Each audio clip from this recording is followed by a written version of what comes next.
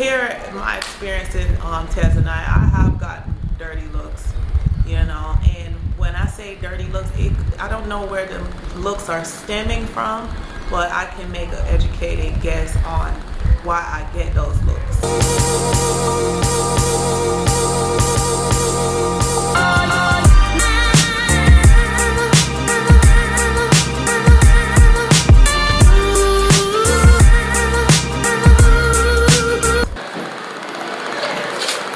Hey everyone, so today I'm going to be discussing the topic of why do Africans hate Americans, and it's a topic that's widely discussed amongst the diaspora, and I just wanted to get into the topic. But before I get on the topic, I'm just going to give you guys my background. I'm originally from Kingston, Jamaica, and I moved to America when I was 9 years old. And I've been traveling all around the world ever since then.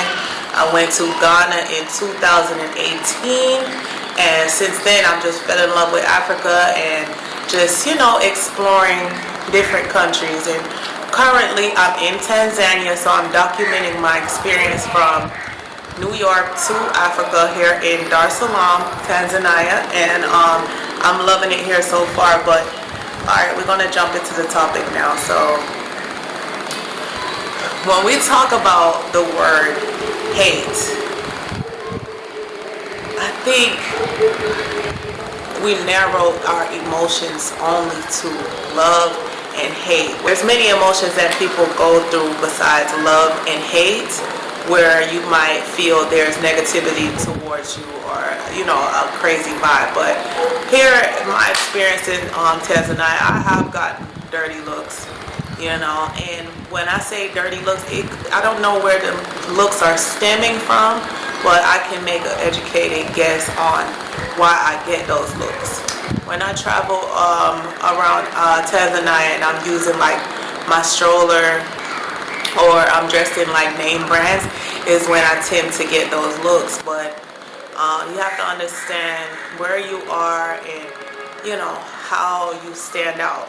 Yeah, so when I get certain looks, the lower part of myself wants to say, oh, they hate me. But because I've traveled so many places and encountered so many different people, I don't limit it to hate. What it might be when I'm dressed up, or when I'm, because a stroller here is not commonly used. People wrap their babies to them. So when they see me using a stroller, it could be maybe some type of resentment, because they might believe that I'm more privileged than what I actually am. And that's just it's just a big misunderstanding. And I have to say, I just spoke to a South African couple, and she was saying, I've heard the statement that Africans hate African Americans from not only African Americans, but I've heard that from Africans too. And I just had a discussion with a girl that I met from South Africa. They were a really sweet couple, and she was saying that Africans don't like Africans, blacks don't like blacks, period. But we have to find a wider range of emotions to label people in what they're going through, because I don't think it have anything to do with hate. Because we were discussing South Africa and how she said I should visit, and she was just telling me how the currency is close to the U.S. currency. So in Tanzania here, things are very affordable to the people, most people coming from the outside. So if, I thought I heard my daughter cry. If she's feeling like they're hating them, I bet you it's stemming from the type of clothes that she's wearing and stuff, and the type of looks that she received when she wears those clothes. So it might not be, it's definitely not, I don't feel hate. I just feel like the colonizers separate us by making one person feel superior by having certain designers and labels and this and that and material things, and then separate the other group by making them feel like they're at a place of lack when they don't have certain material things. So I think that's where that resentment comes from. And we got to get out of the colonization mind frame to label each other as hating one another when one person feel resentment towards another. Because every time the colonizer is involved in separating a group based on how they dress, how they speak, how much money, like it forms a wedge between the two. So, and it's really just a misunderstanding, because if you have been in the West, or you've been in a place that's more privileged when it comes to making money and stuff like that, you end up losing a part of you as well. So the misunderstanding comes in when I travel here and I feel free and I feel happy, and that to me is richness. So what some people won't admit when they come over here and they feel like a sense of entitlement is it's an inferiority complex. If you feel better than a group of people because you have labels and you have material and all this, and you come here and you see the peace that they encounter and the happiness, that they have, and a family and community and fresh food and fresh fruits just growing on the trees, like that to me is richness. So to me, I am jealous. Not jealous, but that's like a human emotion. I am envious that, like, coming from the diaspora, we don't have the same privilege of being here in Africa and being around our brothers and sisters and being in a type of environment that betters our mental health and our emotional health and spiritual health. So if only the people who do give me or anyone else those looks as if we're more privileged knew the type of richness they actually have, then they wouldn't be giving us those looks. Because I would trade material things for citizenship here in Africa, no matter what financial status I'm living in, because the reason I give you guys my background is because I repatriated from Jamaica to America at 8 years old, and it's like the dream country that everybody wants to go to because they think, oh, it's rich. And that's all because of marketing and how they market the country and do not show people the ugly sides and the things that you are going to lose going there. You gain money, but you lose a lot. Like I lost both of my parents to cancer. So, because it's a lot of cancerous foods and stuff there. So it's something my parents couldn't handle, and they both passed from cancer. So when I say you don't know the richness you have in Africa, some people, now the youth, the new generation, they know because they have more access to like social media and stuff to see what America is really all about. And there's other countries like that too, but I'm speaking on America because that's where I repatriated from. But when I repatriated there, all we could think about is, oh, we're going to be rich and we're going to do this. And did I make a lot of money in America? Yes, but I could take that back and get my parents back and my family, I would. So that's why I say when you guys have family, community, food, fresh fruits, that to me is worth a lot more than what we've gained in America. I've lost people to mental health. Not lost them like death, but lost them mentally. And we really, like it's not the type of closeness that they have here. We don't have that in America. You lose that. So be careful what you looking at what you envy when it comes to the other person. And really that's what I think it is. I think it's a resentment because they believe that we're privileged based on what they see on TV and what the colonizers have labeled as rich and poor. So yeah, it's definitely not hate. I haven't experienced any hate. I did get some looks, like I said, but that's mostly when you go into the local community and people are dressed more traditional and humble. And my solution to that now is just blending in, because honestly, that's who I truly am anyways.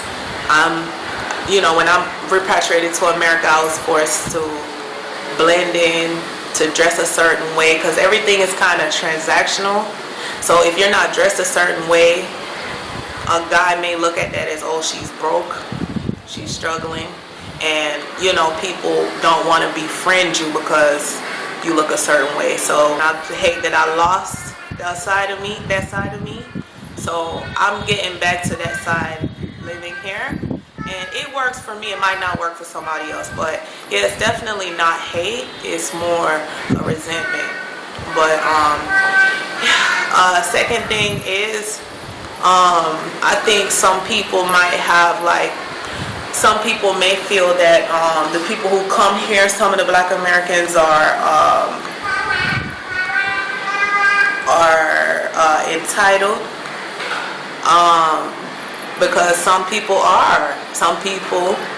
have that colonizer mindset instilled in them from what we've been taught back home, wherever you're coming from, in America especially. So I've traveled with some Black girls from America, and they really do act entitled, and I don't know if they know this, but they walk around very miserable, like somebody owes them something, like people just supposed to change who they are and how they do things for them, and that's not right. People gonna do things how they do it, but yeah, and they expect people to speak English just because they speak English, but yeah, it's not gonna happen. People not gonna flex for one individual. But yeah, so what people tend to do when they come across one individual like that is group everybody in a whole and think everybody is bougie or entitled, or sticking their nose up. And that comes with what they showed us of Africa. They only showed us in America like the poor parts, the boy with the pot belly with the flies flying around his head asking for donations and stuff. Like, that's the only image we have. There's a reason they show us only that, because when certain people come here now, you'll come here with your nose stuck up in the air thinking you're better, and then they think we're privileged, so immediately that's going to form a gap. And that's what I notice a lot when Black people go at war with one another, or there's this misunderstanding, is because they make one side feel entitled and another side feel in a place of lack, when really you have so much abundance you just don't even know. So yeah, I feel like when as human beings, when we encounter one person or a few people that act a certain way and stick their nose up at you, we tend to group the whole group in that bubble, and it's not right, because you'll be cheating yourself, because there is some good people repatriating here and that travel here that knows the truth and knows better. But you will have those few people who come and really just don't even know how to blend in, and just programmed to act a certain way. So that can turn off. Sorry.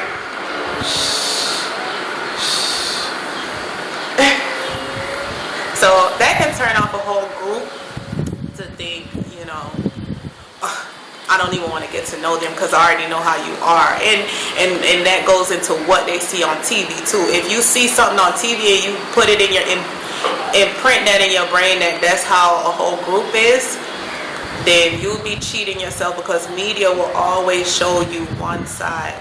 And the media is run by a certain type of people that are trying to form a wedge between us. So I think, yeah, you can generalize a whole group, and that's not hate. That's just misinformation.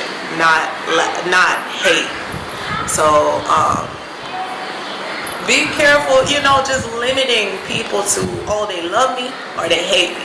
It's deeper than that. When you really get to like travel and see, because when I went to America, like I did not fit in, because I dress more like an African. Because we have private school, we don't put like value on clothes and labels and stuff. So I always felt like I was enough without all of that. But when you get there, they will pick on you and roast you if you're not wearing like Nikes or some type of name brand. Human beings, we are just comparative by nature, and I don't think that the black community understand how much we've been programmed by media. So that's why it's a big deal for me to come out here and give you guys my own narrative and just change the narrative, because we gotta stop letting people take control of how we appear. Representation is extremely important. I had an African guy tell me, oh, it doesn't matter, nothing's gonna change even if you speak up. That's a lie. When one person speaks up, it gives other people the courage to also speak up when they see the flaws, and I wouldn't feel right if I didn't speak up on it. But yeah, like when that goes into what I was saying about how you can encounter one person, you think everybody's like that. That's why representation is important. That's just how human psychology works. When you see one person act a certain way, one black girl act a certain way, you come across a few that's like that, you start to think everybody's like, and it's not true. As black people, we are so similar when it comes to us at a core level. In America, people are not rich. A lot of people are living in debt, and school debt, school loans, financial loans, all type of stuff, and as a whole, I think there's some of us that is well off, and there's a lot of us that's really not. And then in America, what you have is the inferiority complex that's been instilled in us from our captors. So it's a lot of flexing. And some of that happens here in Africa too, but not to the level that it is in America. It's a lot of flexing. And so that's why when different people, different races come here and they have that colonizer mindset, black people that feel entitled don't realize just how similar they act to those people, because it's something that's been instilled and programmed in you. But at a core level, we are so similar. And I know not everybody's going to unite, because really, like I said, it takes you to be healed and really have like more a higher level of perception when it comes to repatriating and being being around a group of people that you're not used to, especially people coming from America to here is so much different. But for me, it's different.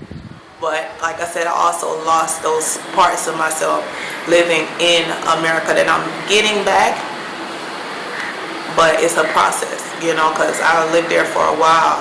I feel like we have animosity that is instilled in us through media, and it's a certain group of people that's pushing that type of media to form that gap between us so that we don't come together and unite and see the true narrative. There's animosity formed between us mostly through media, and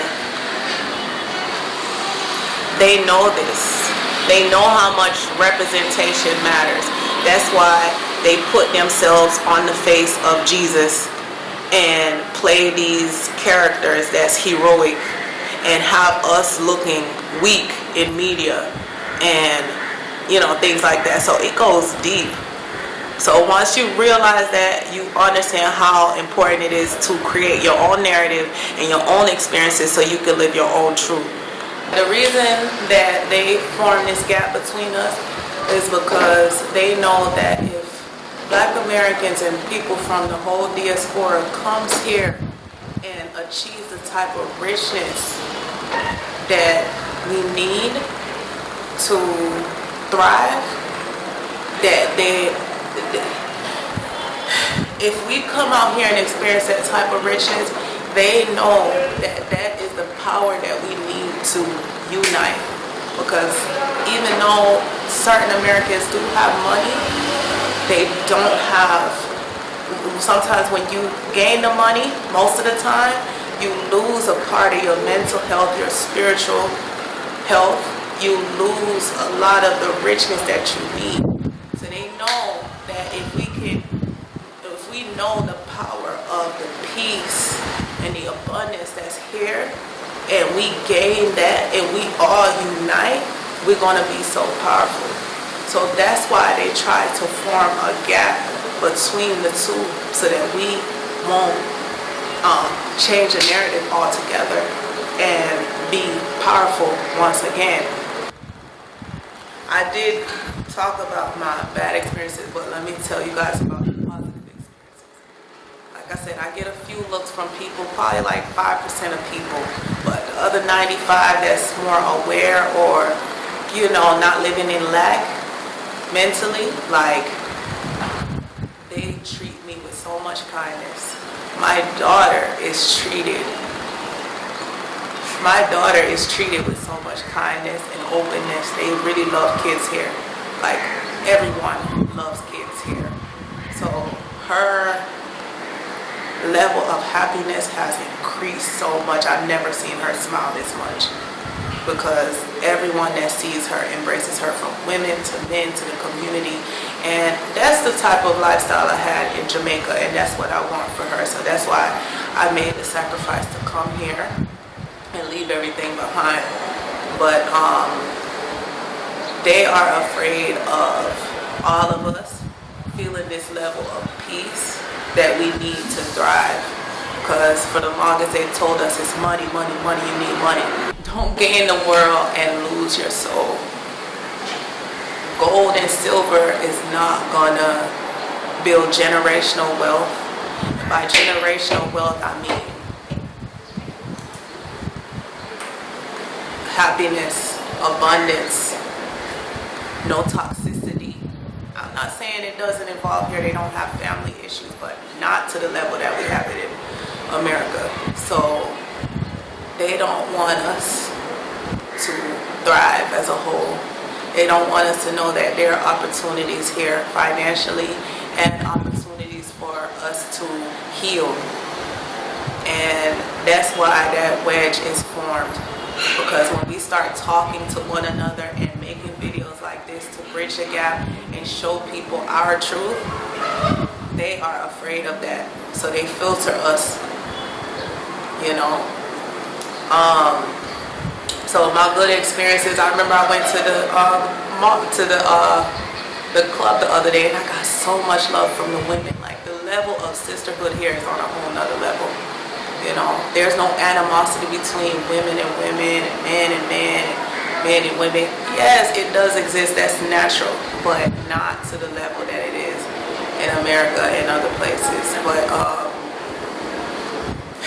yeah, I mean, the community people wave at me, you know, it's not, it's rare that people don't speak to you. So you just have a level of community that's like next level. And you get that in certain parts of America, but it's usually when you're in a bougie area, in a rich area, people wave at one another in the community. But like I said, it's a transactional thing, because if you're out of that neighborhood, there's no level of unity. And here, the power that we have as Black Americans is, or people from the diaspora, is that sense of unity. See, the reason media tries to form animosity between us is all about control. And they show you guys what they want to show you. So they won't show you that they vacation here. They will not tell you that they invest here. Yes, there is plenty of white people that are here vacationing, living, and investing in Africa. But they will not show you guys this. They want to keep it a secret. They surprised when they see me. But, you know, if you want to let people lead the narrative for you, you will be missing out and robbed of an opportunity that's actually your birthright. Because when we come here and we invest, we benefit more because we are part of, when we blend in, we become one of them, you know, and it's a sense of unity there that they can't achieve. But they do have the money to come here and invest in properties like this one and flip that money. So I say that to say, you guys, I've experienced nothing, I'm not going to say all positivity, but mostly positivity as I've been here. But I will tell you, I have not experienced any hate. It's not hate. There's emotions that are programmed and instilled in us because of our perception of what richness and lack is. But it's nothing but abundance here, mostly positivity, you know, but there is no hate. There's negativity everywhere, you know, but there's no hate here, not for us. It's time we change the narrative and we visit Africa or choose to invest in Africa. But yeah, you guys, that is all I had to discuss today. There's no hate there. Maybe some other things that we got to work through. We got to work through these issues that's been programmed into us. And don't let media program us. That's why they call it program, because it's programming your mind. But now it's time we start to reprogram our people to see the truth about what Africa is and who we are as a whole. So, you guys, I'm glad you tuned in. If you like the video, please like, share, and subscribe. And if you have any ideas that you want me to discuss, just leave a comment below. And yeah. So, thank you for watching. One love.